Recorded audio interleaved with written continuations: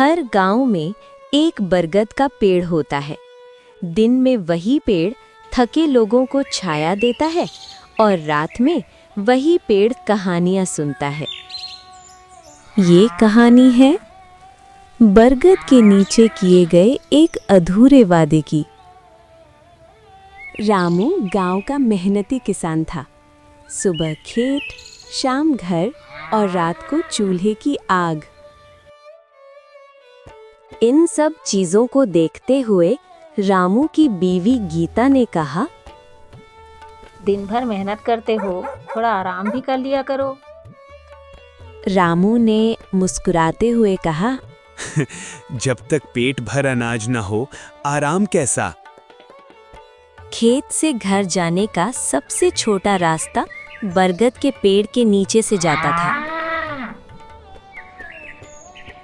तब किशोर नाम के एक बच्चे ने रामू से कहा, काका, रात में उधर मत जाया करो, लोग कहते हैं आवाज आती है।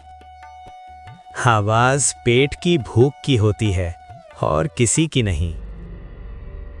एक रात हवा अचानक थम गई। बरगद के पत्ते कांपने लगे। तब एक अनसुनी आवाज आई, रामू, रामू, रामू। रामू रुक गया। कौन है? वादा अधूरा रह गया। रामू घबरा गया और वहां से चला गया। अगली सुबह गांव के बुजुर्ग बैठक कर रहे थे।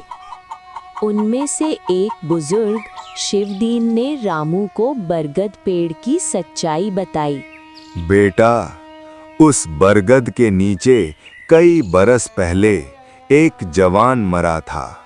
कौन था चाचा? जिसने अपनी माँ से वादा किया था कि शहर से लौटकर उसे अपने साथ ले जाएगा।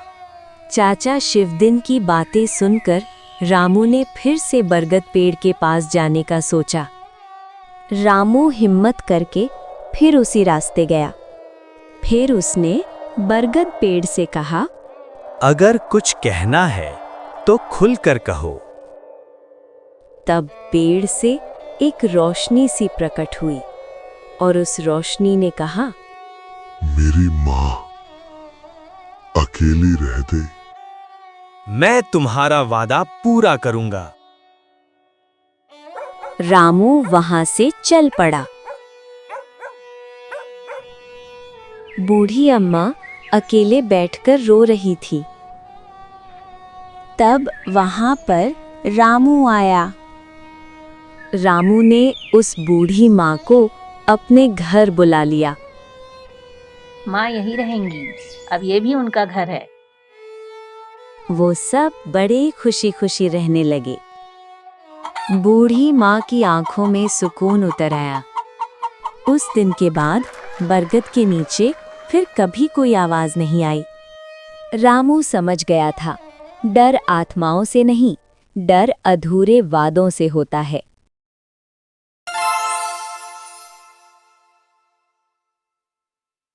हर गांव में एक बरगद होता है जो सिर्फ छाया नहीं देता, वो सब देखता है, सब सुनता है और सबसे ज्यादा चुप रहता है।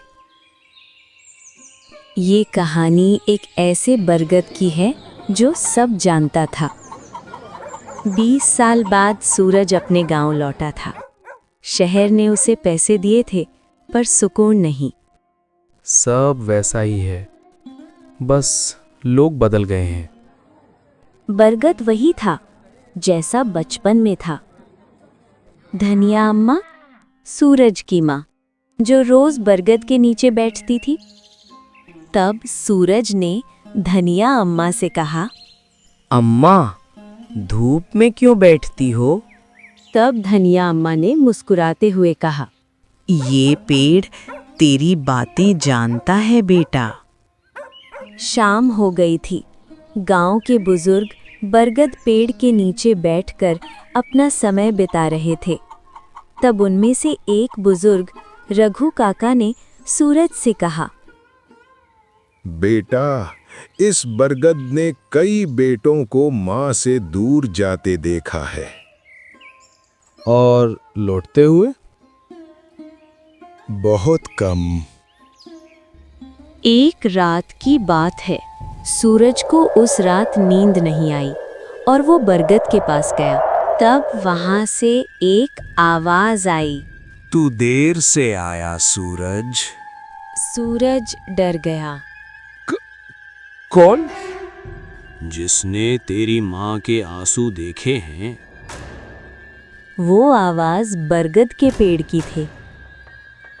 तेरे जाते ही तेरी माँ रोज यहाँ बैठी, हर त्योहार, हर बरसात। मैं मजबूर था।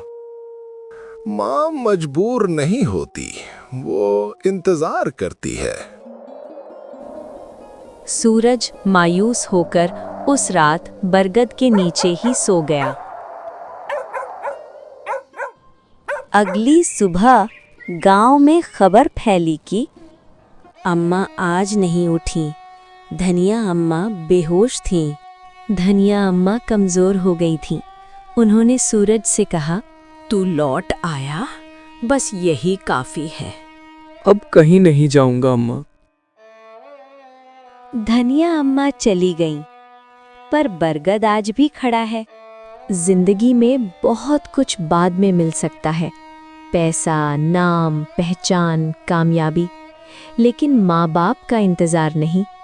हम अक्सर सोचते हैं थोड़ा और समय है, लेकिन माँ बाप हर दिन उसी उम्मीद में जीते हैं कि आज उनका बच्चा लौट आएगा।